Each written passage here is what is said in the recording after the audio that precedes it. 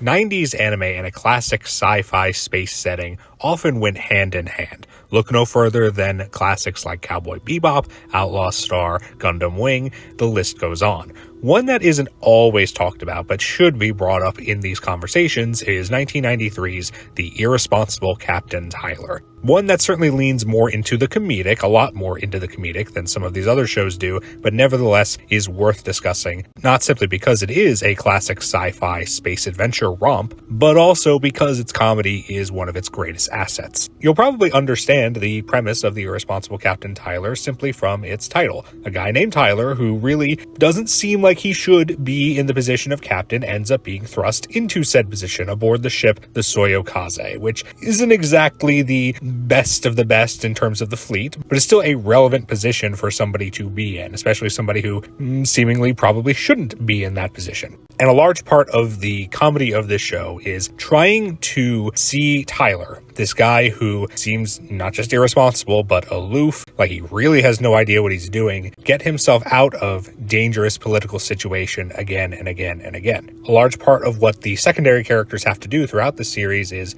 try to accept and appreciate Tyler as time goes on. Many of them do not like him at first, do not want him to be their captain. Lieutenant Yamamoto, his second in command, really doesn't trust him and doesn't like him there. Yuriko Star really doesn't like him there. And yet, little by little over the course of the series, you see them gain respect for him because Tyler is a lot more than meets the eye. He may come off and outwardly present as this buffoonish guy who doesn't really care about what's going on and would rather just spend all day in a hot spring, ideally. But whenever the crew of the Soyokaze find themselves in a dangerous situation, Tyler inevitably pulls them out of it. Which of course makes you start to wonder, as it keeps happening again and again and again, is this just luck? Is he just flying by the seat of his pants and happening to get out of these situations through charm and not much else? Or is there something more to Captain Tylor? Is he not really as irresponsible as he portrays himself? Is there actually a smart tactician in there? The show does a very good job of keeping you guessing as to whether Tyler knows what he's doing or is just super lucky. But I would argue as the show goes on, it starts to become clear which one it primarily is. It gives you enough wiggle room to let the viewer make their own determination.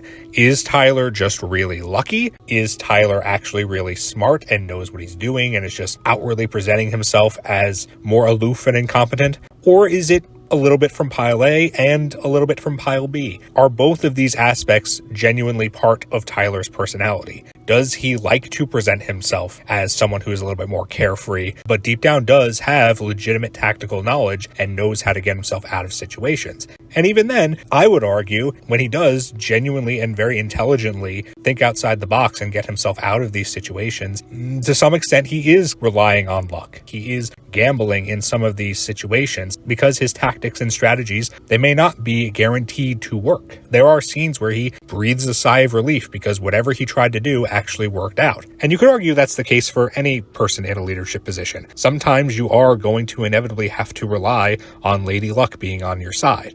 Not every plan is going to have a 100% chance of success. As Tyler demonstrates his ability to be an effective captain, you see characters like Lieutenant Yamamoto, like Yuriko Star, appreciate him more and more by the end. And I think the cast overall grows quite a bit over the course of the series. Yamamoto especially, he may grow and develop the most out of anybody in the entire cast. And because of that, I think Yamamoto is one of the stronger characters in this series. I would say him, Tyler, and Azaleen are my top 3 favorite characters in this show, because they have strong personalities, they're entertaining, and there is, especially in the case of Lieutenant Yamamoto, genuine, tangible character growth. So overall, the TV series is quite a lot of fun. It's able to balance the inherent comedy born from its premise with some incredibly tense moments as the show goes on.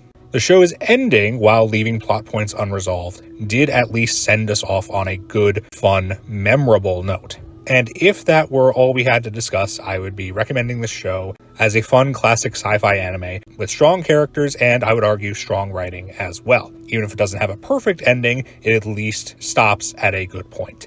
But that is not the end, because after its 26 initial episodes, The Irresponsible Captain Tylor got 10 extra-length OVAs.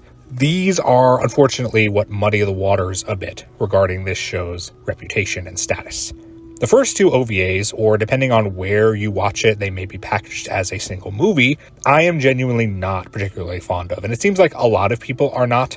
A lot of what's going on in the story is pretty unclear, and granted, there is a reason for this, but not everything gets a clear explanation by the end, which really does bother me. Plus, and this is probably the biggest sticking point I have with it, a lot of characters act out of character. They don't act in ways that are consistent with how they're portrayed in the TV series. And these two episodes generally have a very melodramatic tone that I don't think jives very well with the tone of the series itself. I'm really not a fan of them, and it seems like I'm not alone in that assessment. The next 6 OVAs, however, do give us some nice character focus on a lot of the supporting cast, and I do genuinely enjoy them quite a bit.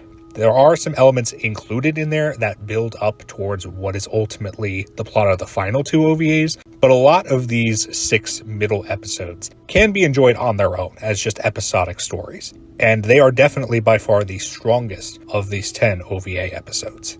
Considering that the crew of the Soyokaze is pretty large and not all of them get that meaningful character focus in the show, having these OVAs to pick up the slack a bit really is something I appreciate. But then we get to the final 2 OVAs. They bring the events of the prior 6 and some unresolved plot points from the TV series together, only to, unfortunately, end on a cliffhanger. A number of new plot points are set up in these last 2 episodes, but nearly 30 years later, there has been no follow-up, which makes me wonder, why would you choose to end your sequel OVA series like this? The TV series didn't have a perfect ending that resolved everything, but it resolved a lot and stopped on a good note. It was an ending that I think most people would have been satisfied with. This ending is anything but.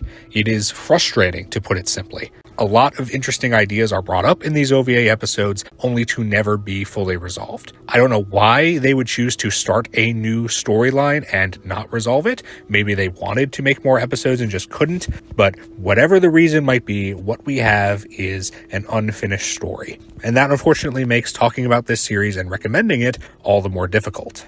What's most frustrating is simply the fact that a new enemy, a new threat is set up in these OVAs, targeting both the UPSF and the Holy Ralgon Empire, and we really don't know who they are or understand who they are. Even ignoring all the other plot points, all the other events that are not resolved by the end of these 10 episodes, the simple fact that this new enemy is set up little by little and we don't even get to really see them or know who they are, I mean, it's very strange and very annoying. Honestly, I have to say, the series would have been better had it just ended with the TV series. Yes, I do enjoy 6 of these 10 OVAs. I like the character focus, and I guess ideally we would have the 26 main episodes and those 6, and maybe just trim out the little bits that are building towards the final 2 OVAs since they don't get a resolution. And certainly if people want to, they could watch it that way. But I can't just ignore the first 2 OVAs, which I don't particularly like, and most notably, the last 2 OVAs and the fact that all these new plot points do not get resolved. And at this point, can we really expect conclusion to a show that ended nearly 30 years ago? Probably not, which just makes the final ending of this series all the more unsatisfying. Perhaps that's why more people don't talk about it, but even with all that being said, and all of my concerns with the sequel OVA series, I do still really like this show. It is a lot of fun, and these characters overall are very memorable. You might end up clenching your teeth a bit at those final 2 episodes, but if you have any sort of interest in classic 90s anime, especially classic 90s space anime, you will be a fan of this show. You may not be a fan of the OVA series at the end, but at the very least, the main 26 episodes should be a very fun ride. Thank you so much for watching. Like and subscribe if you enjoyed, and until next time, take care everyone. Look forward to the next video.